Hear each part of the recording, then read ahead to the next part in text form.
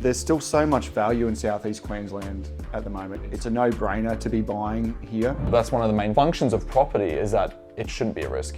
Property should essentially be a bank account that pays you every single week. Brokers can definitely make or break the deals, and we've seen brokers who have just got no idea what they're doing when it comes to things like secondary dwellings or dual occupancies. Yeah. Are the people on your team, are they active investors themselves? Do they help people grow portfolios as well? Do they have a portfolio themselves? And we're going to be doing a video. The new build is happening, the roof is on, there's scaffold around, it's like full on build site. So we're going to go past it, get your reaction, have a look at it.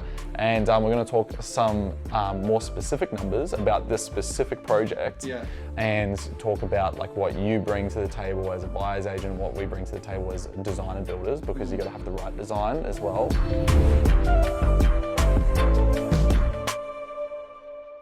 G'day everyone, my name's Sean, this is the Builders Brisbane podcast, and I'm here with Mark Navin from Y Property. We help you. He's here to have a chat about all things being a buyer's agent, his history, what he's been working on lately, and what sort of trends we're seeing in the market. We're also going to be talking about his relationship with us as builders, how we work together to take his clients and supercharge their property portfolios when it comes to things like cash flow and equity. So, Mark, how you doing? Fantastic. Yeah, thanks for having us as part of the podcast. Yeah. Exciting to be part of it, actually. Yeah, no, awesome. Yeah. It's the first time you've come in and sat down with us here. So, we've had a lot of, informal chats and work chats and stuff, but nothing sort of in front of a audience as it was. Yeah. So it's been good. So what's been happening with you recently? You've started Y Property, that's been running for a few years now. Yeah, we've known each other for a long time. We have, longer than I've been married, actually. Yeah. Yeah. Actually, it has. I remember doing property assessments for you on my honeymoon. Oh, really? On you? Well, mate, I feel very honoured now. Gosh, must have been cracking the whip or something like that. Sure, where is this? It was a little bit, but it was good. Yeah, it's commitment. Yeah, so that was a long time ago. Hold on, honey. I'm just going to look at this and see if there's a sewer line on this side. I was a bit of a workaholic. Yeah, it was a bit bad. Yeah, but anyways, so we've known each other a long time. Long time, actually. I met you and your dad at that Cornubia property that you were building. Yeah. And you might have even still been an apprentice at that point of time. I was always a labourer of some kind. It was like one of my first days in property. Meeting you guys. So. Yeah, that was at Cornubia Street, I think it was. Ironically, in Cornubia. Yeah. Obviously known each other a long time. I've been buyer's agent for 15 or 16 years now, and worked for several different places, and then started my own business, and that's been great, and we've been growing as a company, and just finding some really great opportunities for people, and helping them grow the portfolio. So it's been great. Yeah, that's awesome. Yeah. So what have you been seeing lately, say over the last sort of 12 months, as far as property in Southeast Queensland? Because from what I know, we as builders, we're sort of constrained geographically. Yeah. From what I know, you guys have been, very specialised in Southeast Queensland. You were specifically an SEQ buyer's agent for some other companies that you worked for previously. So your expertise in this area is immense. That was our sole focus back then. Yeah. And then, we've obviously branched out to even different states now and doing other places. Been seeing that. There's still so much value in Southeast Queensland at the moment. It's a no-brainer to be buying here. In fact, my wife Tony and I just bought another property and settled it last month. Oh, awesome. What suburb are you looking at? Margate, actually. Margate. Yeah. Okay, cool. Yeah. So that was just a opportunistic sort of thing that came up. Yeah. And it was a great deal, and sometimes I actually offered it to 5 clients first, and no one wanted to do it. Wow. And I was like, I don't know if I was going to swear on your podcast. I was like, darn it, I'll just do it.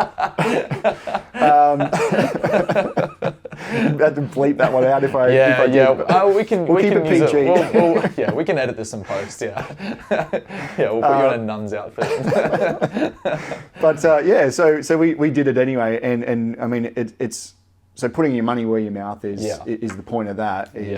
is I think, Brisbane, it's still got a lot of fundamental reasons to be investing in Southeast Queensland. Yeah.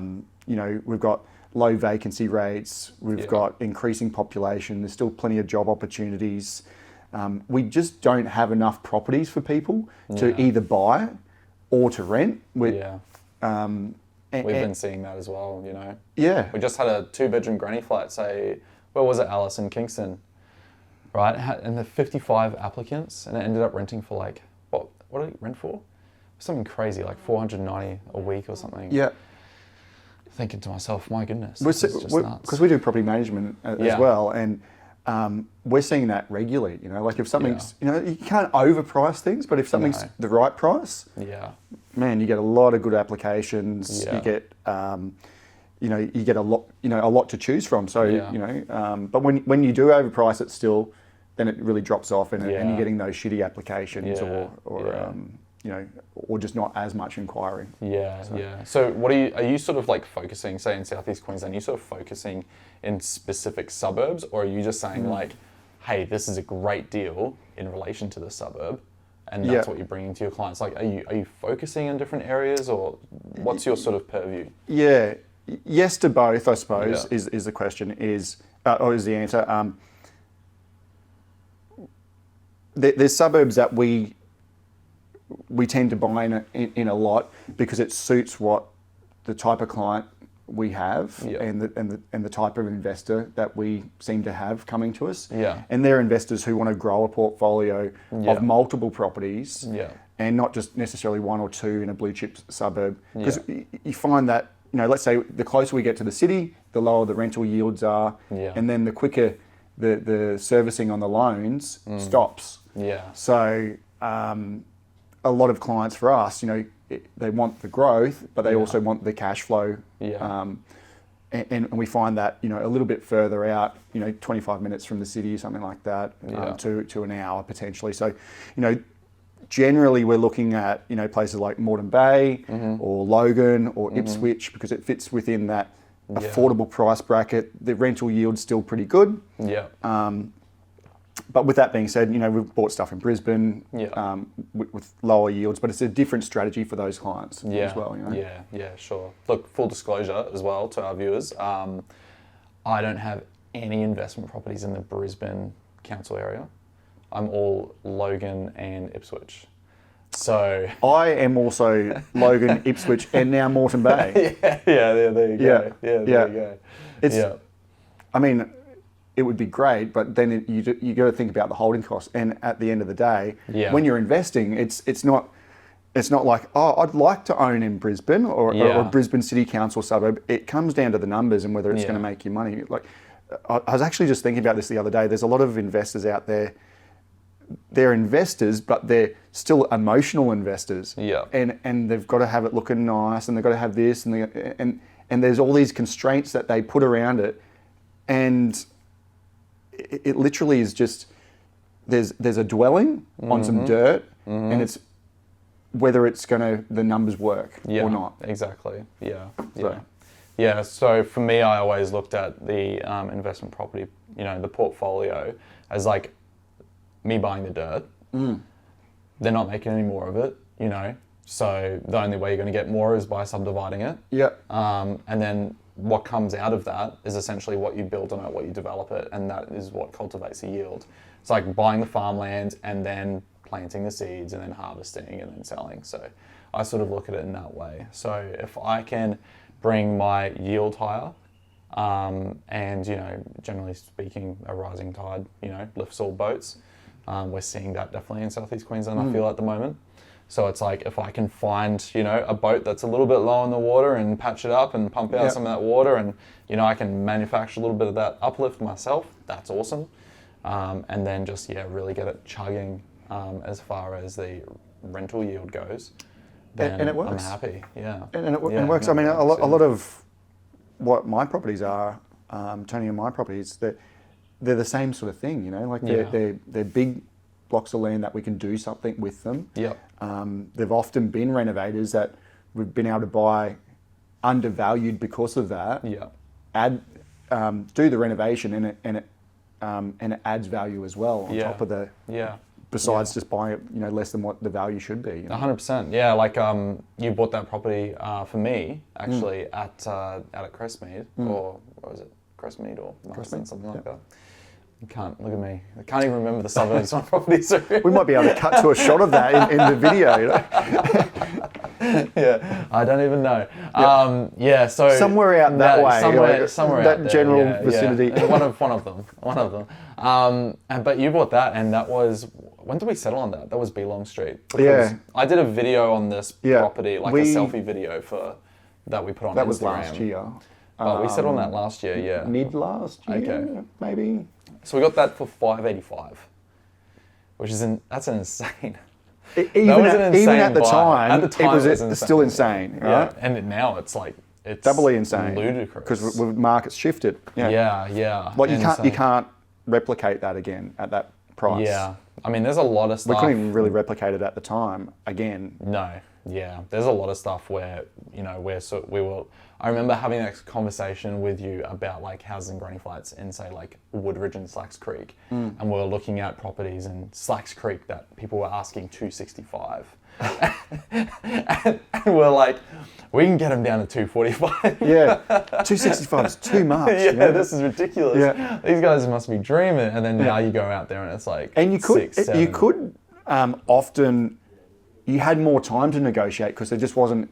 The amount of buyers that there is now. Yeah. So I mean, in context, you've got to shift gears, right, with the way you negotiate. Yeah. I mean, in context, that was 2011, 12, 2013. So that was like that time period. And I remember some buyers agents and some of the partners that we work with talking to us. I remember them saying, people are saying, when's Brisbane's time going to be? When's Brisbane's time? And I said, I have no idea, but I'm happy buying the stuff because we're not looking specifically for the equity is going to come. It's only a matter of time, but the cash flow is still flipping amazing, and so we're just cultivating cash flow positive properties. I mean, one thing that I think about often as well is can you, even though they're older homes, but could someone replace it for that value? Is it below replacement cost? Some of the townhouse deals were like that. So the townhouse deals, but even back then, I mean, it might be hard to sort of remember, but what would a home, when we're buying them at mid twos, 300. I'll tell you right now, build cost back then would have been roughly. It'd have been low to mid twos for one of those like post-war sort of government built 3-bedroom, 1 bath. But land sort of was still places. selling for 200 though. But the land was selling for So you couldn't. It wasn't replaceable. You're basically buying it almost at land value. Yeah, we're buying land in Waterford for 165,000. Land at Redbank Plains, like 1,000 square meters for like 200 grand. Yeah. I mean, I remember my parents buying land in Slacks Creek. Sorry, not in Slacks Creek, in Shayla Park. Over 1,000 square meters for 240,000. Crazy, isn't it? It's just unbelievable. So yeah, market's shifted a lot, and so a lot of people are just sort of, especially if they've bought from 2015 to 2020. Even from 2020 to 2023 or 4, they're sort of sitting on equity, right? Yeah. Like the market really, obviously COVID happened and that's where first 6 months everyone stalled in what they were doing and the sky was falling and they're waiting for the zombies to arrive. And I remember getting a call from one of my clients who was like, we'd built like 8 granny flats for him and he was freaking out. Yeah. And he goes, what do I do? I said, just what's your LVR? I said to him, what's your LVR? Because that's your heart rate, that's your health check. He goes, I'm at low 70s. I said, that's great. There's people that are in the 90s. So if you start seeing them losing their homes, then you can start looking. And we saw that during GFC. And we saw that during the GFC. But yeah, I said, look, don't panic yet because you're in a healthy place. If there comes a place where you're getting repoed at like 70% LVR, we're all in trouble. You might as well just pack it up. Yeah. It's like saying, what happens if a meteor hit the earth? It's like, well, we're all stuffed, So if you're at 70% are gone, then And he was cash flow positive across all of them. He had no problems, but that fear in the market was. We were, anyone who had the balls to be buying during, and you often see this, like those times where people are really panicking. Yeah. Man, we got some crazy deals in that first 6 months, and then obviously the market just went ballistic after that. And it's still going. Still going. Yeah, it's still going. Yeah. It's sort of gone. It has never flattened. Yeah. But it's just slowed down. Yeah. And now I feel like it's starting to pick up. Like in the last 6 months, it's as these interest momentum rates are starting to come building down in interest rates. Closer to the Olympics is just, that's that thing in the background. But even, like I said before, taking the Olympics off the table altogether, there's still some fundamentally good reasons to be buying Southeast Queensland. Yeah. So you could go through a few of those reasons. What's your like I said before, so like there's increasing population. Yeah. There's still got affordability compared to some other areas as well. Yeah. We've got low vacancy rates, which is a good indicator that there's just not enough property. Yeah. To both rent or buy. Yeah. We've got employment opportunities. People are attracted to jobs. They move to different areas for work, so that increases the interstate migration. Yeah. And then it's only going to be compounded by like I said, the Olympics. Like they haven't even really started, with building the venues and stadiums, transport upgrades, all this stuff, which just creates more jobs, which means more people coming to the area. Yeah. And we don't have enough homes. Yeah. So they're building hospitals like crazy at the moment, extensions. It's just been... Yep, Logan's been sort of, crazy. It changed from like a $530,000 or $507,000 upgrade to like a $1.2 million upgrade. Like they just extended that and they've 570 million to 1 point something billion, I think it was. Oh, billions, right? Yeah. I got a few zeros left. My millions and billions mixed up. Yeah, we're in the residential property space. So as soon as you get into the hospital property space, it's a different ball game. I'm not used to my $1 billion. Yeah, exactly.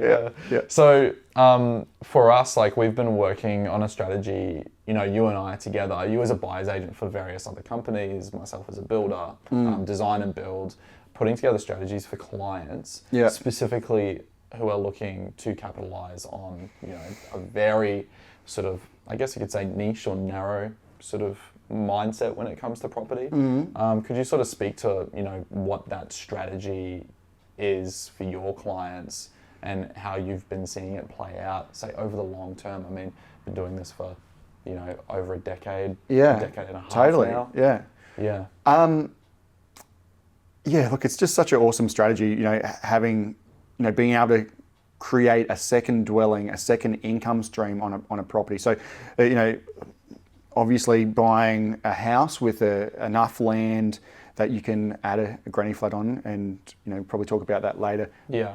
How to make sure you get that right. Yeah. Because that's pretty critical. Yeah. But let's just say at the moment, you're buying a house for $700,000. You're renting it out for $550, let's say, at the moment, depending on what suburb. Could be more, could be less. But let's just say $550 at the moment. You can build a granny flat, let's say roughly $250-ish at the moment, for a 2-bedroom. If we work at a conservative figure, like every 2-bedroom granny flat that we're renting is at least $450. Yeah. And again, depending on what suburb, some of them are $550, right? Yeah, it's crazy. Yeah. So you're able to do that. It's not like buying a townhouse in the sense that there's no body corporates. Yeah. The rates go up. Yeah. You can pass the water cost on to the tenant. But, from a cash flow perspective, what can you buy for $250,000, get at least $450 in rent, no body corps? Like, it's a great way to boost your cash flow. Not much. Which therefore, nothing. I can tell you right now, nothing. You can't buy anything for that price anymore. Really?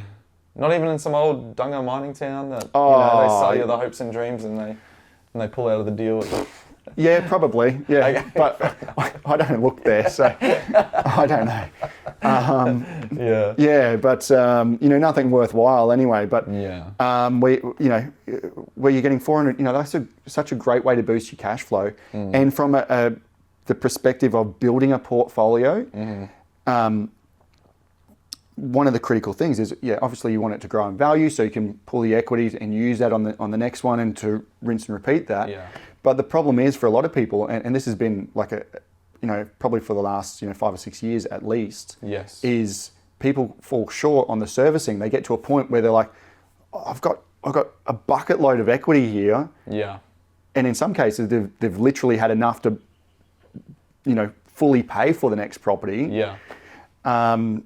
And the bank just says no, you can't Yeah. service it anymore. Like you're too Yeah. negative across your portfolio. Yeah. So if we can look at ways to boost our cash flow Yeah. and improve that Yeah. and make it more sustainable, Yeah. it's a no-brainer. Yeah, absolutely. Yeah, something that we've been working with, with us at Builders Brisbane, which is like our investor side of our building business, that's just been absolutely taking off because every time we build for a client, they actually become a future client. We've got a client now, he's coming back. We built for him 2 properties in the past. He's coming back, he's building another 2. We've got one that we've done a dual key for. He's just finished a subdivision. We're doing another couple of properties there. We've got some that come through and just build 6 or 8 at a time. Can be pretty insane because they're just sitting on that equity and they go through and extract that equity, get the granny flat going, rent it out. Once it's rented out, they can take those numbers back to the broker and then they can just go through and just extract the next bit of equity, do the next one, do the next one. And that's both like a real testament to obviously the strategy working. Yeah. When you're getting repeating clients who can do that, but also to the end product and the quality of the build and it being the right property and the right design and getting all that right. Yes. And we've spoken about this heaps before. Yeah. Over the years. We had like even an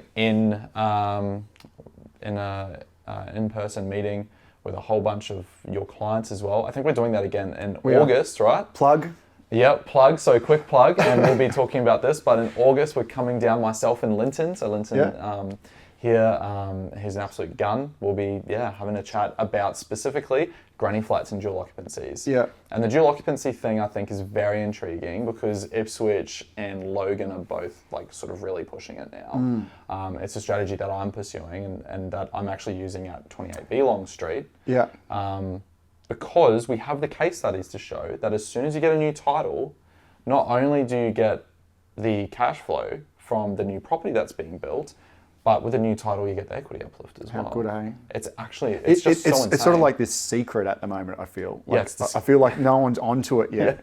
And I'm obviously we're doing a podcast on it now, but, I'm like, been selectful, who I'm talking to about it because it's such a, like it's doing a subdivision essentially, but without all the costs and the time, and you get the same result. It's like you're buying or getting the land for free. You're getting a free piece of land. So this place at B Long Street, 585, maybe 25, I think it was, to do a bit of a reno. So you're in for like 610. Build the new place that costs maybe 380 or 420 or something. It's a full-on house, 422, double story sort of thing. But then the existing property, we've got similar properties from clients who have done this strategy, in Kingston, that sort of stuff. They're valued at the high 680s. Yeah. And then the new place is valued in like the low 700s.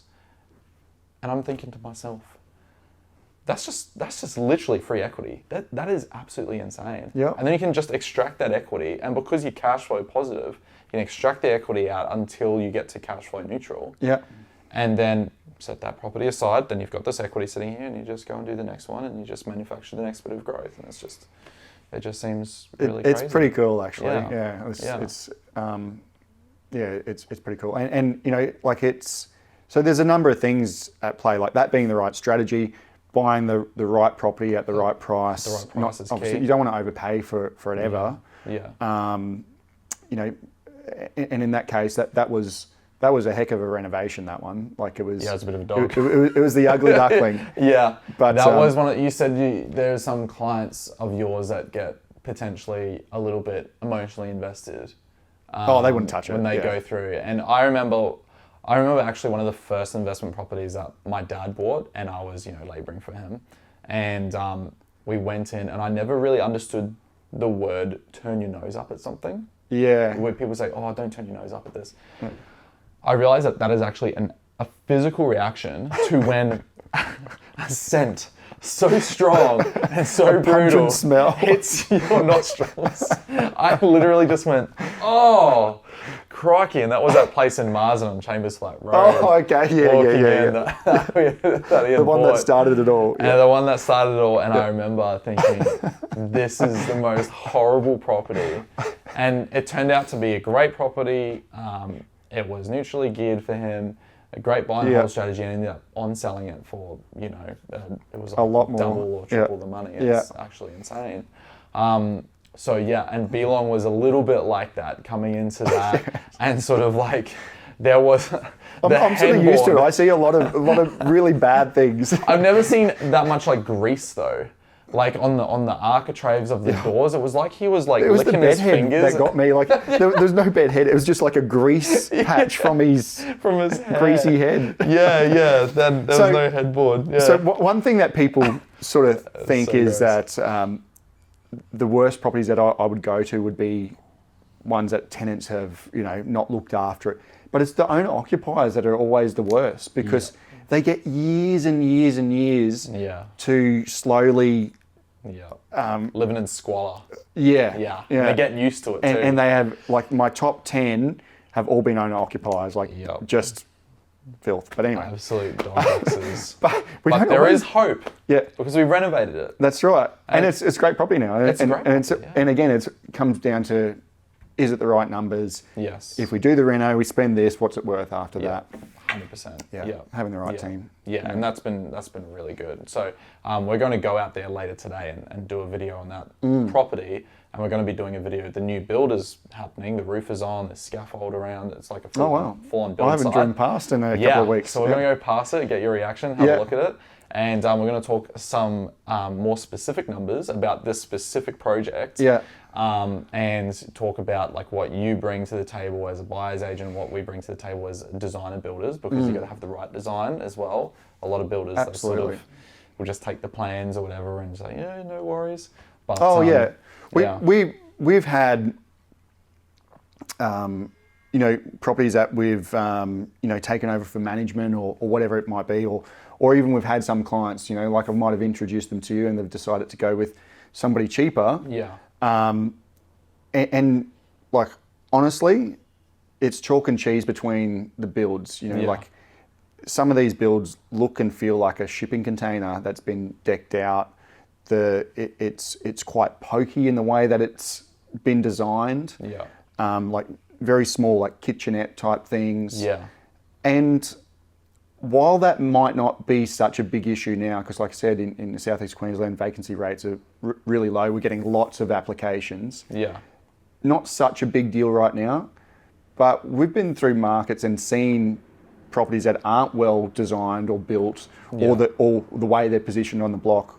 We've actually seen them sit vacant for 3 to 4 months. Yeah. Which totally defeats the whole purpose of building one to begin with, because you're looking for it to be rented all the time. Yeah. Absolutely. And we've turned up week after week. This was a number of years ago. Trying to rent a property that was.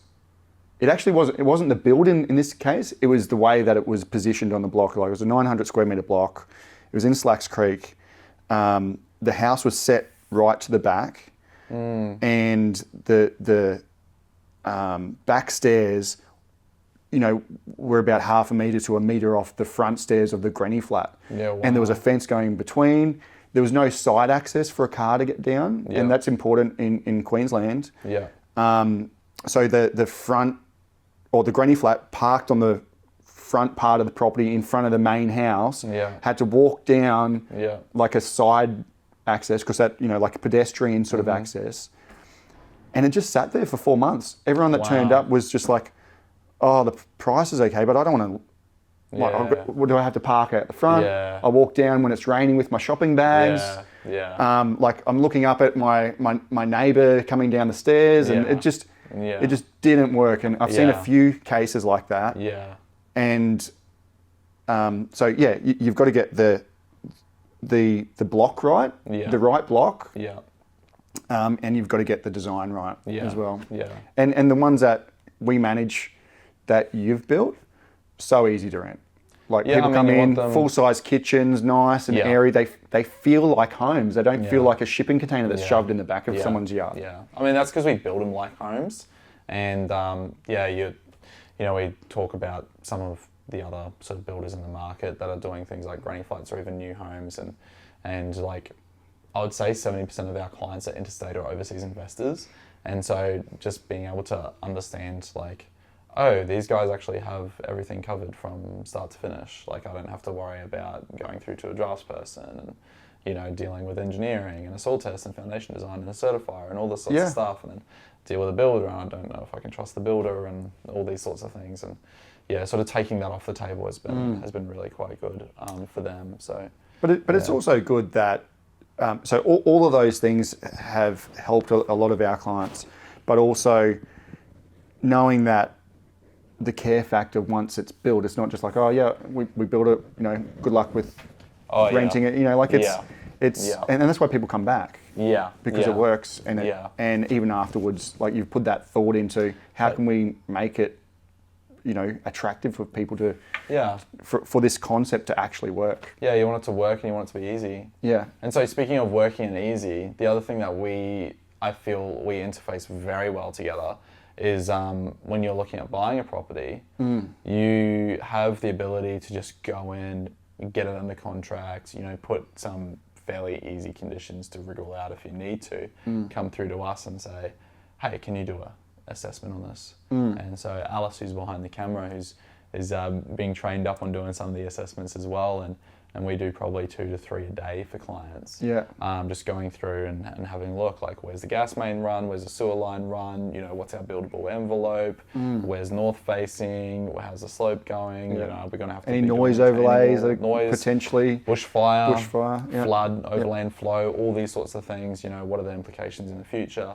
And then from that, we can actually just like put through, and your clients receive these as well, I know. They go through and they receive the actual satellite map of the property with one of our designs, costed, retaining walls through here, priced, fence through here, priced, driveway up here, priced, like everything's sort of there. And they can see the whole, and you can see the entire thing. Yeah, see the whole plan. Yeah, you say, oh, okay, so like I'm going to buy it for this much. I'm going to rent out this, the front house for this much. I'm going to build this for this much. I'm going to rent that for this much. So altogether, it's looking like this. Yeah. And so what goes from something that can be quite large and scary with a lot of different aspects that are potentially unexplored, turns into something that is well defined and strategized, with a clear path forward. That actually has helped so much, because I mean, obviously when years ago that wasn't happening. This is sort of like a newer thing in the last sort of few years, but for clients to be able to visualize that and have that all in front of them, rather than just us explaining the concept. And some of them got it, but for people to go, oh, I get it, like I really, I can see it, because not everyone's like visual in that sort of sense, I suppose. Yeah, exactly. And I think it really helps, like if you've got other stakeholders, you might be working with, we have clients come in and they manage their parents' property portfolios, right? Like,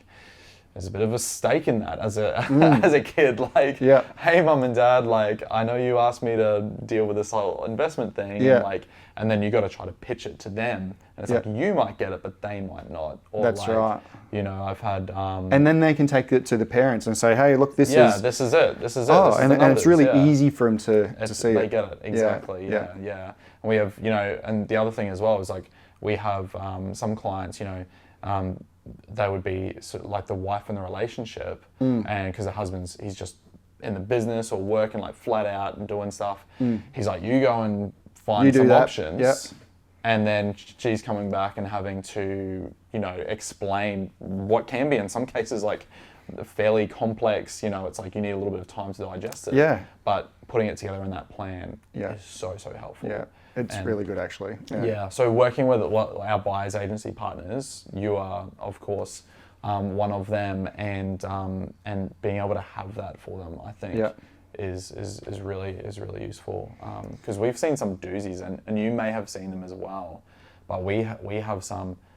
For us as a builder, we have some clients who are really keen on the strategy, And they're like, yep, I get it. I totally, like granny flats or a dual occupancy, yep. And they're there and they're doing their Excel spreadsheet and they're doing their numbers and it's getting exciting and all that sort of stuff.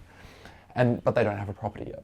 Yeah. They don't have one. And then so they start talking to us like, what do you think about this? What do you think about that? Hey, look, we're not a buyer's agent, right? Yeah. So pass you on to one of our buyer's agents partners and then they say, oh, I didn't go with them. Yeah. And we say, why not? Why not? And they're like, I just feel like I've learned so much and I can do it myself. Oh, yeah. And so they go and buy a property. That old chestnut. They go and buy a property and now there's a big old main sewer line running through the middle of it. Yeah, totally. Or there's an overland flow that they didn't realise was in an upcoming planning scheme, but not in the current planning scheme. And it's just like all these different things. And totally. I mean, like, what are you doing? I've learned so much over years of working Yeah. with you, and and obviously you give us the feedback and go, that one was no good. Yeah. Okay, well, why not? Yeah. And over many properties, doing that, then you pick up on what are the deal breakers, what are the things, and look, even now, like we're probably pretty good at doing those initial checks and knowing what's going to work and what's not going to work. But we still send it to you guys once we got it. Like there was one, and it was in Crestmead as well, actually. Mm-hmm. And I remember sending it to Linton. And I thought, oh, this is brilliant. It was, it was. The house was to one side. There's all this space here. Yeah. It was opposite or quite close to the private school. Yeah. Heaps of land. It wasn't quite a corner block, but it was just like a wide frontage. I mean, probably 40 meters or something like that. It's quite wide. Crikey. Or it was, anyway. It was huge. I'm getting excited. No sewer lines, no flood, no bushfire, no main road, none of this. All right. And I'm like, this is great. You're selling me on it. Yeah, I was sold on it. I was like, yeah. And we're like, we'll send it anyway. We'll get some bit of feedback for the client, because we pretty much had client teed up, ready to go. True. And Linton's like, he's like, oh, I can't say yes 100% on this one. He goes, you might buy it and council will say no. So in this particular situation, the street sort of going at the rear, then it was a cul-de-sac and it turned into a footpath, but the footpath was still labelled as the street. Oh. And because that was still classed as a street, you needed a 6 metre setback, which then created no building envelope for this property. Yeah. And just killed the deal.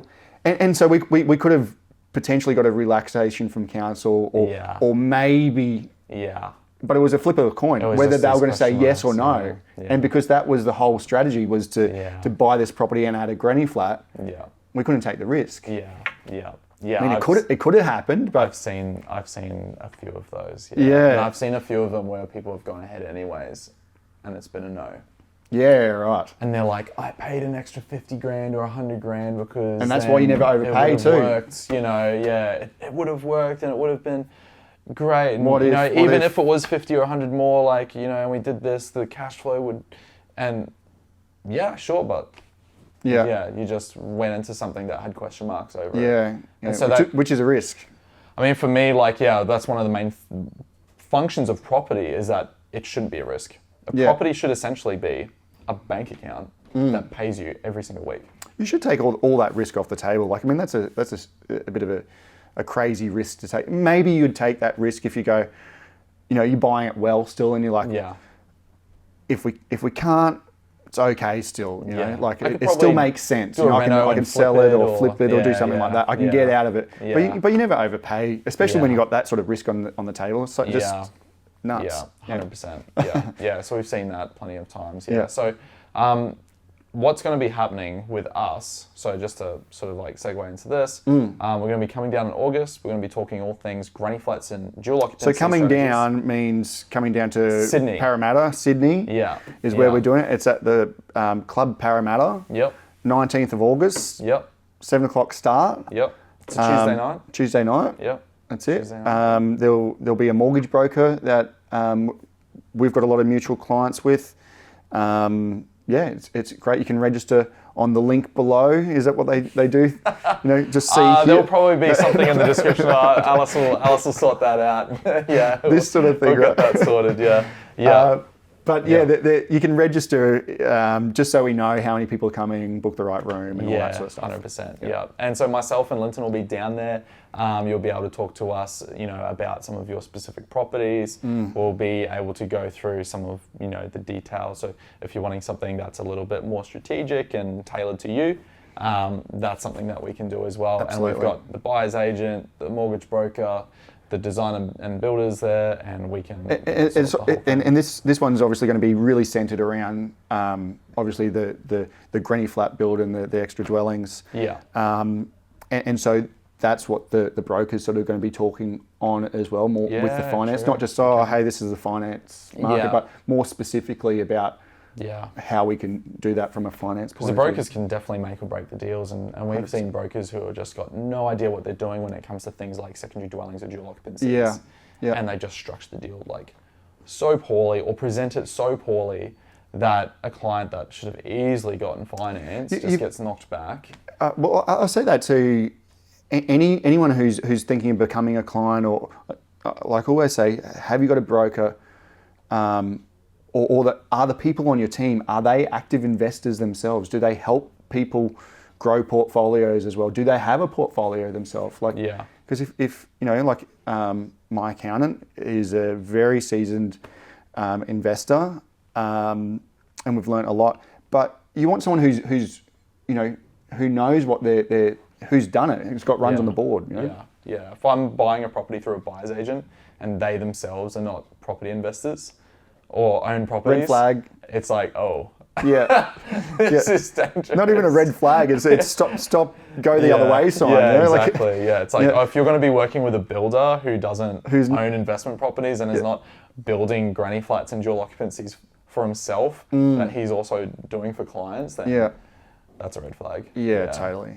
So we're going to go out there next. Part 2 of this will be on site. Hanging out on site, having a chat about this specific project and what the numbers look like, and we'll be having some fun out there. It'll be a lot of fun. Cool. Yeah. Well, awesome. Thanks for coming in, Mark. Thanks, Sean. Thanks for having us. It's been good fun actually. And like, you didn't even have like a list of questions in front of you. You just like literally just let it go. Like, I've got no idea what's going on. I was like, where's this list of questions? I leave the list for like the actual building and things that are super critical. But a conversation, like, let's just have it organic. You and I have worked together for so long already. Yeah. It's like, it's not a problem. It's easy. Yeah, it's easy. Yeah, it's good. Yeah. No, thanks for having us. Legend. Thank you, man. All right. No worries.